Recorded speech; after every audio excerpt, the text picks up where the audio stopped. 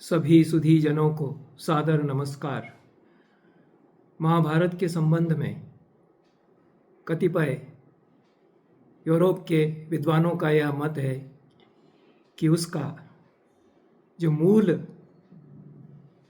स्वरूप था, जो मूल महाभारत था,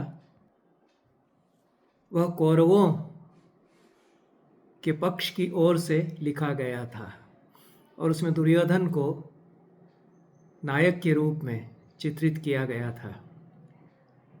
एडोल्फ होल्ट्समैन एक विद्वान है। उनका यह मानना है कि जो मूल महाभारत है उसमें पांडव ही विलेन थे। इसको हिंदी में या भारतीय भाषाओं में खलनायक कहते हैं और कौरव उसमें नायक थे। जब कौरवों का संहार करके पांडवों ने सत्ता हथिया ली तो उन्होंने अपना एक महाभारत रचा, जो कि मूल महाभारत का एक तरह से जाली संस्करण था, फैब्रिकेशन उन्होंने कहा है, और यह वैशंपायन से तैयार करवाया गया। जन्मेजय वंशज थे पांडवों के, उनकी ओर से जो महाभारत तैयार कराया गया वैशंपायन के द्वारा, उसमें यह पांडवों को महिमा मंडित करते हुए कौरवों को कलंकित करते हुए या उनके उज्जवल चरित्र पर काली स्याही पोतते हुए एक पांडव पक्ष का महाभारत रचा गया, जो कि हमारे सामने है। यह मत किसी भी तरह से स्वीकार्य नहीं है। एक और विद्वान, जो बड़े विद्वान हैं, आस्को परपोला हैं, जिन्होंने नृतत्व शास्त्री और अन्य ऐतिहासिक संदर्भों के आधार पर यह सिद्ध करने का प्रयास किया कि पांडव तो कुरुवंश के थे ही नहीं, वे मूलतः कौरव नहीं थे, वे ईरान से आए थे। उन्होंने कौरवों से युद्ध किया और कुरु राज्य को उन्होंने हथिया लिया और फिर अपने आप को उन्होंने आरोपित किया, ग्राफ्ट किया और कौरव वंशावली से अपने आप को जुड़वाते हुए महाभारत उन्होंने अपने लिए रचवाया। जो वहाँ की परंपरा हो सकती है कि जो भी राजा सत्ता हथियाता है वो अपने पक्ष में फिर इतिहास रचता है। जो सत्ता में होते हैं वे अपने पक्ष में इतिहास रचते हैं। ऐसा उस काल में भी हुआ, ऐसा इन विद्वानों का कहना है। ये मत स्वीकार्य नहीं है। एक तो भारतीय दृष्टि जो है काव्य के संबंध में उसके विरोध में ये पढ़ते हैं। हमारे यहाँ विलेन कोई होता नहीं है, खलनायक शब्द का प्रयोग हमारे यहाँ कहीं होता ही नहीं है। तो न कौरव खलनायक हो सकते हैं, न पांडव खलनायक हो सकते हैं। इस तरह के स्याह और सफ़ेद में हमारे यहाँ विभाजन नहीं किया जाता। एक बृहत्तर धर्म की बात अवश्य की जाती है। उस दृष्टि से पांडव धर्म की ओर से युद्ध कर रहे हैं, धर्म युद्ध कर रहे हैं, यह तो कहा जा सकता है। लेकिन कौरव सारे के सारे पूरी तरह से पापी और बुरे हैं, यह नहीं कहा जा सकता। और पांडवों ने सब कुछ अच्छा ही अच्छा किया, यह भी नहीं कहा जा सकता। आरण्यक पर्व में एक प्रसंग आता है। युधिष्ठिर बहुत दुखी हो जाते हैं कि यह सब क्या हो गया। वो कहते हैं कि मेरे कारण यह हुआ है। और भीमसेन से एकांत में वे कहते हैं कि मुझे लालच था राज्य का, इसलिए जुआ मैंने खेला, मैं लोभ के वश में आ गया। मैंने ही दुर्योधन को चुनौती दी कि आओ जुआ खेलें, यह भी वे कह देते हैं। मैं सोचता था कि मैं जो आधा राज्य हमारे पास नहीं है उसको भी हथिया लूँगा। यहाँ तक वो कह देते हैं कि शकुनी का तो कोई दोष ही नहीं है। यह पूर्वापर विरोध हो जाता है। पूरे महाभारत में जो सारे प्रसंग हैं उनसे विरोध हो जाता है। लेकिन इससे कहीं लगता है कि व्यास का जो महाभारत था 8,800 श्लोकों का, उनमें कदाचित कौरवों को उतना दुष्ट बुद्धि, कपट बुद्धि नहीं बताया गया था। पूरी तरह से निष्करुण होकर के वे युधिष्ठिर को ठग रहे हैं, इस रूप में कदाचित चित्र न रहा हो। क्योंकि ये कैसे आ गया महाभारत के मूल पाठ में युधिष्ठिर का यह कथन। यह भी कह सकते हैं कि युधिष्ठिर बहुत अनुताप में भरे हुए हैं, वे अपनी आत्मगणना कर रहे हैं, जो कि युधिष्ठिर की प्रवृत्ति भी है। बार बार अपने आप को कोसते हैं कि मैं दोषी हूँ, मैंने कराया, उसके अतिरेक में कदाचित वे कहे जाते हैं, यह भी कहा जा सकता है। लेकिन यह भी पूरी तरह सत्य नहीं होगा, क्योंकि बलराम फिर एक प्रसंग में महाभारत में ही कहते हैं कि युधिष्ठिर का दोष है, वह स्वयं जुआ खेलने वहाँ पहुँच गया था। ये प्रसंग जो है मूल महाभारत जो व्यास का रहा होगा उसके स्वरूप पर विचार करने के लिए प्रेरित करते हैं। बलराम का अनुराग क्यों है दुर्योधन के ऊपर? बलराम क्या ऐसे व्यक्ति हैं जो कि अधर्म के पक्ष से ही स्नेह करेंगे, पक्षपात करेंगे? दुर्योधन पर तो उनका अपार स्नेह है, और सुभद्रा का संबंध, अपनी बहन का संबंध दुर्योधन से करना चाहते हैं। उसके बाद जो एक और उनकी भांजी है, उसका विवाह दुर्योधन के बेटे से करना चाहते हैं। दोनों बार विफल होते हैं, क्योंकि कृष्ण नहीं चाहते हैं। कृष्ण के सामने झुक जाते हैं बलराम, क्योंकि वे जानते हैं कि कृष्ण अधिक विचक्षण हैं, दूरदर्शी हैं। पर बलराम भी तो अवतार हैं, तो वे पूरी तरह से जो पापियों का, दुष्टों का पक्ष होगा, दुर्योधन जिस पक्ष की ओर से खड़ा हुआ है उस पर इतना स्नेह क्यों रखेंगे? इसलिए बलराम अंततः विरक्त हो जाते हैं। कृष्ण से भी कहते हैं कि ये भाइयों का युद्ध है, तुम भी इसमें सम्मिलित मत हो, और मैं भी छोड़ करके जा रहा हूँ तीर्थ यात्रा पर। दुर्योधन कृष्ण से सहायता मांगने के लिए आता है, कृष्ण नारायणी सेना उसको दे देते हैं। उसके बाद वो बलराम से सहायता मांगने जाता है कि आपका आशीर्वाद और आपकी सहायता चाहिए। बलराम जो वहाँ पर कहते हैं कि मैंने तुम्हारे पक्ष से खूब कहा सुनी कर ली, जब तुम गोहरण करने के लिए विराट की नगरी पर तुमने चढ़ावा किया था, उस समय भी मैं खूब बोला तुम्हारे लिए, और तुम्हारा विवाह सुभद्रा से कराने के लिए, और भी तुम्हारे बेटे से अपनी भांजी का विवाह कराने के लिए, यह सब मैं खूब कहा सुनी कर चुका। अब मैं अलग हो गया इससे, मैं अब कुछ नहीं कहूँगा, यह कहते हैं। तो यह दुर्योधन को बलराम ने कभी भर्त्सना नहीं की कि तुम गलतियां कर रहे हो या तुम्हारा पक्ष अधर्म का, असत्य का पक्ष है। यह एक बात और, इसमें मूल महाभारत का संधान यदि हम करते हैं तो विचारणी हो जाती है। दूसरी बात, भास के नाटकों में जो दुर्योधन का चरित्र है वह बहुत ही गरिमामय रूप में है। पंचरात्र में तो वह प्रतिज्ञा करता है कि पांडवों का आधा राज्य मैं वापस लौटा दूंगा यदि छद्म वास में शर्त के अनुसार 1 वर्ष के पहले वो मिल जाते हैं, और 1 वर्ष के पहले द्रोण और भीष्म के प्रयत्न से पांडव खोज लिए जाते हैं। यह, और दुर्योधन अपनी प्रतिज्ञा पूरी करता है, ऐसा उसमें संकेत मिलता है। उरुभंग में दुर्योधन का बड़ा गरिमामय चित्र है, और देवता उसको लेने आते हैं, स्वर्ग वह जा रहा है, यह सब चित्र तो है ही। लेकिन भव्य उदात्त चरित्र भास दुर्योधन का उरुभंग नाटक में चित्रित करते हैं। भास कालिदास से पहले के नाटककार हैं। महाभारत का कोई रूप उनके सामने है जिसमें कि कुछ भिन्न प्रसंग हैं। उनके सभी नाटकों में जो महाभारत संबंधी 6 नाटक हैं, जो महाभारत हमारे सामने है उससे कुछ इतर प्रसंग आते हैं, और वो कोई पुराना महाभारत है जिसके आधार पर भास, जो कि ईसा पूर्व की शताब्दियों में, कदाचित 5वीं 6वीं शताब्दी में अपने नाटक लिख रहे थे, उस बहुत पहले के महाभारत के आधार पर अपने नाटक लिख रहे हैं। तो कोई महाभारत है, व्यास का ही महाभारत होगा, जिसका कि पल्लवन अब करके इस रूप में हमको मिला है, पर उसमें प्रसंग कुछ बढ़ाए गए हैं और चित्र और चरित्र बदल भी गए हैं।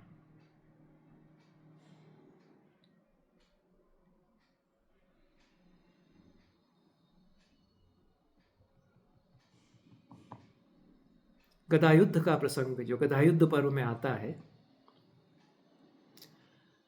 वह अद्भुत युद्ध होता है और सबसे विकट युद्ध वह द्वंद्व युद्ध महाभारत का एक है।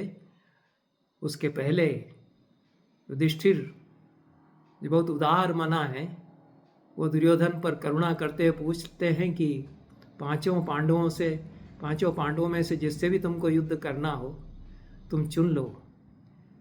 दुर्योधन महावीर है, वो अपनी हेठी समझता है कि नकुल से सहदेव से मैं क्या लड़ूंगा, और युधिष्ठिर आप कौन से योद्धा हैं, और मेरी बराबरी का केवल भीमसेन है। गदा युद्ध में तो अर्जुन मेरे सामने टिकेगा नहीं, भीमसेन कुछ टिक सकता है, तो मैं केवल भीमसेन से युद्ध करूंगा। अपना हथियार चुन लो और अपना जिससे तुमको युद्ध करना हो वो वीर भी तुम चुन लो। यदि तुम जीत गए तो सारा राज्य तुमको हम सौंप कर अलग हो जाएंगे, ऐसा तक युधिष्ठिर कह देते हैं। युधिष्ठिर के मन में क्या है, और पांडव तो सब बहुत चिंतित हो जाते हैं। कृष्ण भी कहते हैं कि ये आपके तुम लोगों के भाई ने यह क्या किया। और दुर्योधन यदि नकुल को सहदेव को चुन लेता और कुचल देता तो क्या होता। पर यहाँ तो महाभारत में जो महाभारत व्यास का रचा हुआ ही हमारे सामने है, क्रिटिकल एडिशन समीक्षित पाठ संस्करण में है। उसमें दुर्योधन कहता है कि मेरी बराबरी का जो वीर है भीम, उसी से मैं युद्ध करूंगा। ये अंतिम युद्ध है और बहुत कांटे की टक्कर जिसको कहते हैं वह होती है। और एक बार कभी भीमसेन को गिरा देता है प्रबल प्रहार से दुर्योधन को भीमसेन गिरा देते हैं। भीमसेन की गदा के प्रहार से गिर पड़ता है दुर्योधन और चक्कर खाता हुआ। पांडव हर्षित होते हैं, निनाद करते हैं धृतराष्ट्र के पुत्र दुर्योधन को गिरा हुआ देख करके। लेकिन दुर्योधन फिर संज्ञा को, चेतना को प्राप्त करता है। 56वें अध्याय में 62वें श्लोक में कहा गया है, स पार्थिवो नित्यमर्षितस्तदा महारथः शिक्षितवत् परिभ्रमन् समुत्पपातत् विरदो यथा रथात्। जैसे तालाब से हाथी निकलता है उस तरह से फिर महावेग से वह गदा उठा करके भीमसेन की तरफ फिर से दौड़ा। अताड़यत् पांडव मग्रतः स्थितम, उसने तेजी से जोर से प्रहार किया पांडव भीमसेन पर। विह्वल होकर के भीमसेन धरती पर गिर पड़े और कौरव दुर्योधन ने प्रबल सिंहनाद किया। वो धरती पर जब गिर गए और दुर्योधन ने उनके ऊपर प्रहार किया, उनका कवच फाड़ दिया। दुर्योधन के इस पराक्रम के पश्चात अंतरिक्ष में बड़ा तुमुल नाद हुआ। ततोन्तरिक्षे निनदो महान अभूत दिवौकसाम अप्सरसाम च नेदुषाम। निनाद करते हुए देवताओं और अप्सराओं ने तुमुल हर्षनाद किया। और पपात चोच्चैरमर प्रवेरितम विचित्र पुष्पोत्कर वर्षमुत्तमम। आकाश से देवताओं के द्वारा सुंदर सुंदर फूलों की वर्षा दुर्योधन के ऊपर की गई। यह सभी संस्करणों में है। ऐसा वर्णन क्यों है? दुर्योधन ने गिराया है भीमसेन को और शक्ति उसमें इतनी है, इतने दांवपेच वह जानता है कि कवच उसका चीर दिया है। यह तो कृष्ण भी इसके पहले के अध्याय में स्वीकार कर चुके हैं कि शिक्षा की दृष्टि से दुर्योधन भारी है भीमसेन पर। जब अर्जुन पूछते हैं कि इन दोनों में से कौन जीतेगा, तो कृष्ण यही कहते हैं कि दुर्योधन अधिक प्रशिक्षित है और अधिक कुशल है गदा युद्ध में। भीमसेन में केवल शक्ति तो है, पर वो दावपेंच कला गदा युद्ध की उस तरह से नहीं जानते। इसलिए भीमसेन यदि धर्म से युद्ध करता रहेगा तो वह दुर्योधन को पराजित नहीं कर सकता, यह कृष्ण कहते हैं। और हमें इसमें छल का सहारा तो लेना ही होगा, यह भी वे कहते हैं, क्योंकि देवताओं ने भी असुरों को हराने के लिए छल का सहारा लिया, ऐसा कृष्ण वहाँ पर कहते हैं। भीमसेन जब गिरा देते हैं दुर्योधन को, तो देवता फूलों की वर्षा नहीं करते, केवल पांडव हर्षनाद करते हैं। और दुर्योधन जब भीमसेन को गिरा देता है, कवच फाड़ देता है अपने एक प्रहार से उनका, तो अप्सराएं गंधर्व हर्षनाद करते हो, देवता आकाश से फूलों की वर्षा करते हैं। यह श्लोक यदि है तो यह एक कोई रूप महाभारत में चला आ रहा है जिसमें दुर्योधन उस तरह का शैतान और खलनायक नहीं है। शैतान के लिए कोई शब्द हमारी भाषा में नहीं, खलनायक के लिए हमारी भाषा में कोई शब्द नहीं। ये तो आज के गढ़ी हुई परिभाषाएं हैं। तो दुर्योधन एक भव्य चरित्र तो मूलतः है ही, और देवता उस पर पुष्प वृष्टि कर रहे हैं, यह भी यहाँ हो ही रहा है।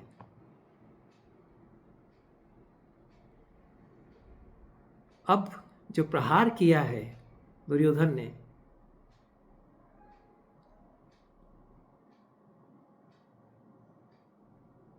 उससे धरती पर गिर पड़ा है भीमसेन, खून उसके बह रहा है और मूर्छा सी उसको आ गई है। दुर्योधन ने देखा कि यह तो कुछ मूर्छित सा है, तो उसने प्रतीक्षा की कि यह अभी होश में आकर के उठेगा, उसके बाद जब ये हम पर प्रतिप्रहार करेगा तभी हम प्रहार करेंगे। तो ये अमन्यत स्थितम येनम प्रहरिष्यंत महावे अतो न प्रारहत तस्मै पुनरेव तवात्मज। एक प्रबल प्रहार से जब वह गिर पड़ा था और कुछ मूर्छित सा था, तो दुर्योधन ने प्रतीक्षा की कि यह उठेगा और मेरे प्रहार के उत्तर में प्रतिप्रहार करेगा। ये बड़े वीरों का धर्मयुद्ध एक प्रकार से यह हुआ। ये दुर्योधन की ओर से धर्मयुद्ध हुआ है यहाँ पर, कि हमने प्रबल प्रहार किया है, उससे वह गिर पड़ा है, अब हम उठे और फिर से हमारे ऊपर प्रहार करें तब तक प्रतीक्षा हम करेंगे, उस पर हम प्रहार नहीं करेंगे। हमारे प्रहार के बदले में जब तक वह प्रहार न कर ले। ये तो इसमें कहा गया है कि ये मुझ पर प्रहार करेगा, इसकी प्रतीक्षा खड़ा हुआ दुर्योधन कर रहा है। इसलिए ये संजय धृतराष्ट्र को बता रहे हैं। अब संजय झूठ नहीं बोलेंगे, यह तो व्यास ने चूंकि उनको दृष्टि दी है और वो सत्य बताएंगे, ऐसी उनकी प्रतिश्रुति है। तो इसमें ऐसा कहा गया है कि फिर से आपके पुत्र ने भीमसेन पर प्रहार नहीं किया और प्रतीक्षा की कि मुझ पर ही प्रतिप्रहार करे। तब भीमसेन फिर से होश में आए, संज्ञा उन्होंने प्राप्त की और प्रबल वेग से दुर्योधन पर फिर वे टूट पड़े। तब तक अर्जुन ने संकेत किया अपने ऊरू घुटने के ऊपर के भाग पर हाथ हथेली ठोकते हुए, और भीमसेन ने ऊरू पर प्रहार किया और दुर्योधन गिर पड़ा। दुर्योधन के गिरने के पश्चात भीमसेन, जो कि कमज़ोर पड़ गए थे, शिक्षा में चूंकि उतने कुशल नहीं थे गदायुद्ध की, वो अपनी सारी भड़ास निकालते हैं, दुर्योधन के मस्तक को पैरों से रौंदते हैं। यह एक निंदनीय कृत्य है और बहुत कटु वचन उसको कहते हैं। भीमसेन के लिए स्वाभाविक था, और सारा जो उनका क्रोध था कि तूने क्या क्या किया है, तूने भरी सभा में द्रौपदी के साथ ऐसा किया है, तूने ही भीष्म को मरवाया, तूने ही द्रोण, सारा युद्ध तेरे ही कारण है, तू ऐसा छल करता रहा है, इत्यादि कहकर के उसके मस्तक को पैरों से कुचलते हुए यह सब वे कहते हैं। दुर्योधन की तो उरु टूट चुके हैं, उठ नहीं सकता है, कुछ नहीं कर सकता है, वो कुछ नहीं बोलता, इस समय कुछ नहीं बोलता है। युधिष्ठिर रोने लगते हैं, भीमसेन को रोकते हैं कि ऐसा मत करो, यह तो बहुत ही अनुचित तुम कर रहे हो। और दुर्योधन से कहते हैं कि तुम दुखी मत होना, यह सब हो गया, तुम्हारे अपराध थे, उनके कारण यह सब हुआ है, लेकिन जो अब हो रहा है वह मैं सहन नहीं कर सकता हूँ। यह कहकर के वे रोए, ऐसा भी यहाँ कहा गया है। उसके पश्चात जब कृष्ण देखते हैं कि बहुत दुखी हो रहे हैं युधिष्ठिर कि भीमसेन ऐसा क्यों कर रहा है, उसको रोका जाए, भीमसेन नहीं रुक पा रहा है, तो कृष्ण उनको समझाते हैं कि भीमसेन बहुत आवेश में है और वैसा कर रहा है, उसको आप क्षमा कर दीजिए, यह इतने वर्षों का जो क्रोध है, आवेग है, उसके कारण वैसा कर रहा है। युधिष्ठिर भी चुप हो जाते हैं और कृष्ण कहते हैं कि ठीक है, जो हुआ, हमने भी यहाँ पर दुर्योधन को इस तरह से गिरा दिया है, यदि हम यहाँ पर छल न करते तो दुर्योधन भीमसेन को परास्त कर देता और आप लोग तो फिर से सारे समाप्त हो जाते। इसलिए जो हुआ ठीक हुआ, अब आप लोग भी धैर्य धारण कीजिए। ये दुर्योधन सुन रहा है जो कि होश में है। तब उसको क्रोध आता है और वह कृष्ण से कहता है कि यह सब तुमने कराया है, तुमने संकेत करवाया भीमसेन को कि छल से मेरे उरु पर प्रहार करे, मर्मस्थल पर प्रहार करे, जो पेडू के नीचे और घुटने के ऊपर का हिस्सा है उस पर। तुमने भीष्म का वध करवाया, तुमने भूरिश्रवा का वध करवाया, यह सब कहता है।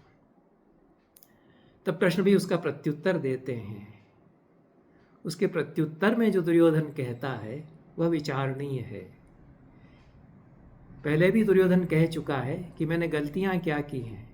मैं तो धर्मपूर्वक शासन कर रहा हूँ। जब पांडव वनवास में है और उसको समझाया जाता है कि लौटा देना उनका राज्य, या बार बार ऐसा कहा जाता है, तो कहता है कि इस राज्य पर मेरा ही पूरा अधिकार था, मैं राजा का पुत्र हूँ, बड़ा पुत्र हूँ, मेरा अधिकार था और मैं धर्मपूर्वक शासन कर रहा हूँ, प्रजा का पालन कर रहा हूँ, सारे राजा तो मेरे पक्ष में हैं। इस पूरे वर्णन में यह भी आता है कि दुर्योधन के पक्ष में जो राजा वहाँ युद्ध देख रहे हैं, वे बार बार दुर्योधन का हौसला बढ़ा रहे हैं। अब कौन से राजा हैं जो कि यहाँ पर हैं और दुर्योधन का यहाँ पर प्रोत्साहन कर रहे हैं, यह भी वर्णन भीमसेन और दुर्योधन के युद्ध में यहाँ पर 56वें सर्ग से 56वें अध्याय से 62वें अध्याय तक जो गदायुद्ध पर्व में वर्णन है उसमें यह आता है। युधिष्ठिर भी कहते हैं, जब कृष्ण को शांति दूत के रूप में भेजे जाने की बात आती है तो मना करते हैं कि आप मत जाइए, क्योंकि दुर्योधन के पक्ष में सब कुछ अब है, सारे राजा उसके पक्ष में हैं, वो कोई सुनेगा नहीं, यह ठीक नहीं होगा। कृष्ण फिर भी कहते हैं कि शांति के लिए मैं जाऊंगा। तो दुर्योधन के चरित्र पर भी पुनर्विचार,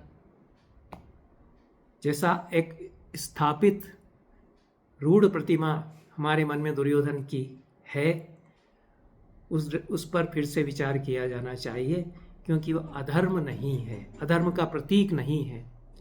महाभारत में युधिष्ठिर तो धर्म के प्रतीक हो सकते हैं।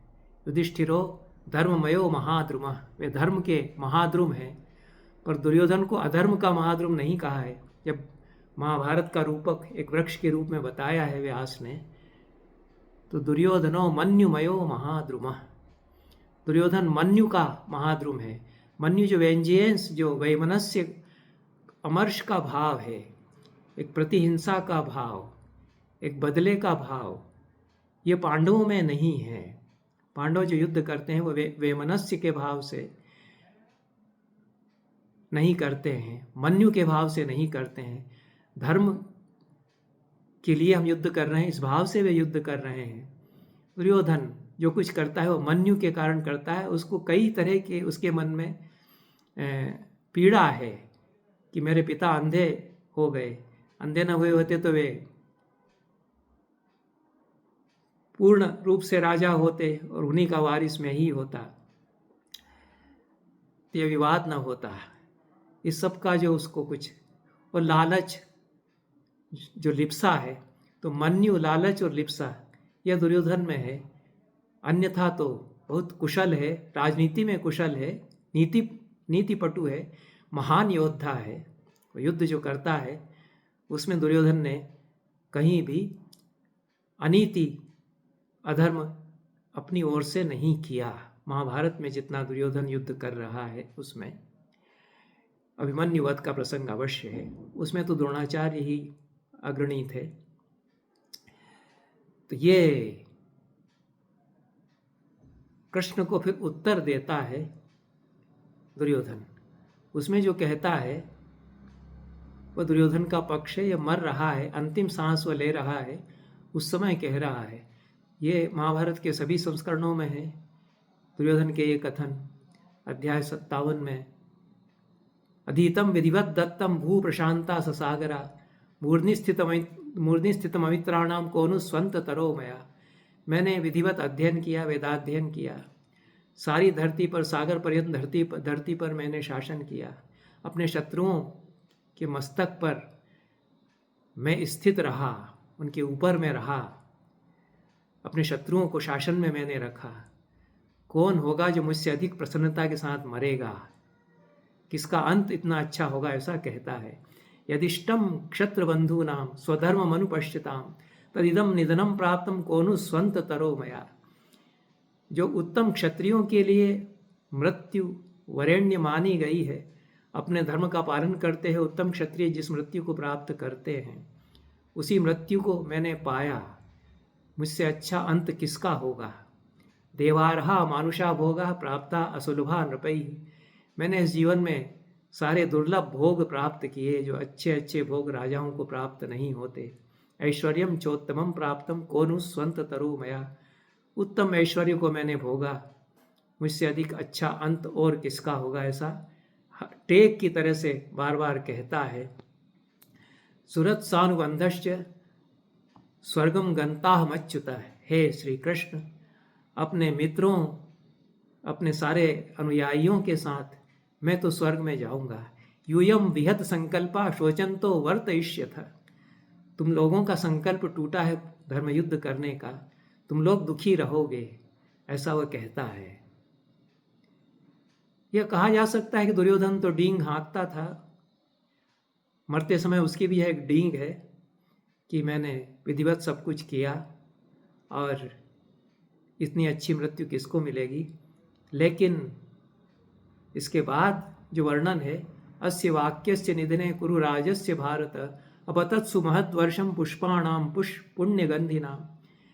इस वाक्य के समाप्त होने पर, दुर्योधन के कथन समाप्त होने पर, देवताओं की ओर से कुरुराज के ऊपर बहुत बड़ी सुगंधित पुष्पों की वर्षा हुई। अवादयंत गंधर्वा जगुश्चाप्सरसाम गणा। गंधर्व गीत गाने लगे उसकी प्रशंसा के, अप्सराएं गीत गाने लगी। सिद्धाश्च मुमुचुर्वाच साधु साध्विति भारत। सिद्ध जनों ने हे भारत, हे भरतवंशी दुर्योधन, बहुत अच्छा इस तरह से प्रशंसा की। पहुच सुरभिर वायु पुण्य गंधो मृदु सुख। जो शुभ शकुन होते हैं पुण्यात्मा के मरने पर, उस तरह से सुरभित पवित्र गंध वाली वायु बहने लगी। विराजतामलम चैव नभो वैडूर्य सन्नभम। निर्मल आकाश हो गया। ये शुभ शकुन हुए। ये सारे शुभ शकुन देख करके वासुदेव सहित सारे पांडव दुर्योधन का देवताओं के द्वारा ऐसा पूजन देख करके अत्यंत ही लज्जित हो गए। यह भी 54वें श्लोक में यहाँ कहा गया है। और इसके बाद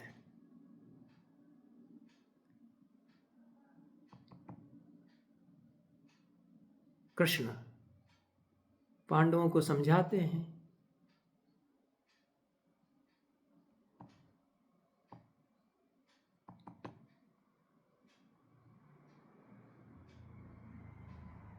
पांडवों को चिंता से ग्लान और म्लान देख करके, दीन देख करके कृष्ण उनको समझाते हुए कहते हैं कि जो कुछ हुआ ठीक हुआ और हम कुछ कर भी नहीं सकते थे।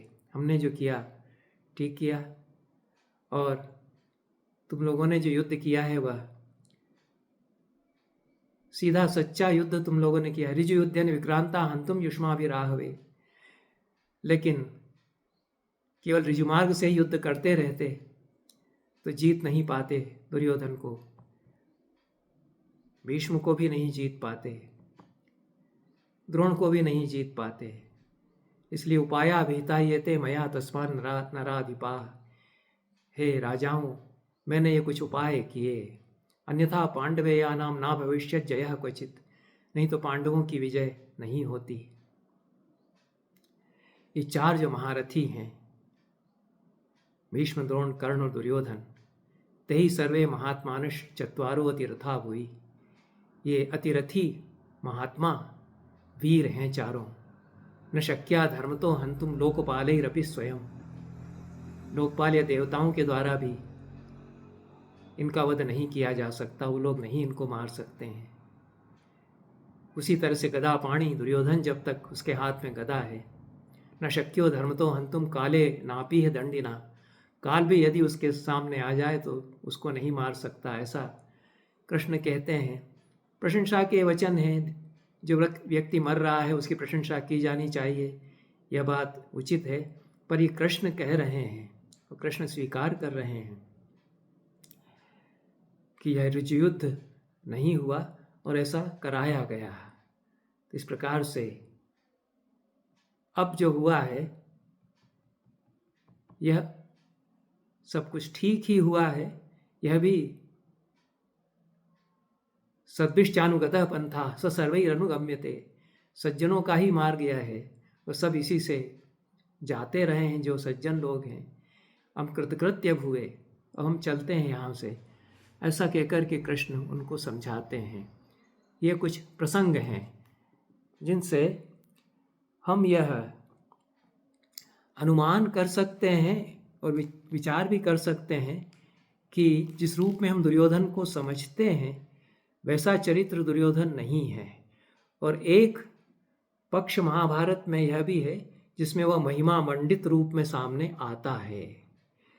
उसकी चूकें हैं, उसकी गलतियां हैं और उसके मन में मन्यु है, वैर है, पर पापी, अधम, नीच और अधर्म के ही पक्ष पर चलने वाला वह नहीं है। नीतिज्ञ है और प्रजापालन उसका बड़ा प्रशंसित रहा है। उसके जो मंत्री हैं उनमें भरद्वाज भी उसको सलाह देने वाले हैं, नारद भी सलाह देने वाले हैं, उलूक जो राजनीति में बड़े निपुण हैं, चारवाक दर्शन के ज्ञाता हैं, वे उसके परामर्शदाता हैं। तो यह दुर्योधन के पक्ष पर महाभारत की ओर से इस दृष्टि से विचार किया जाना चाहिए कि सब कुछ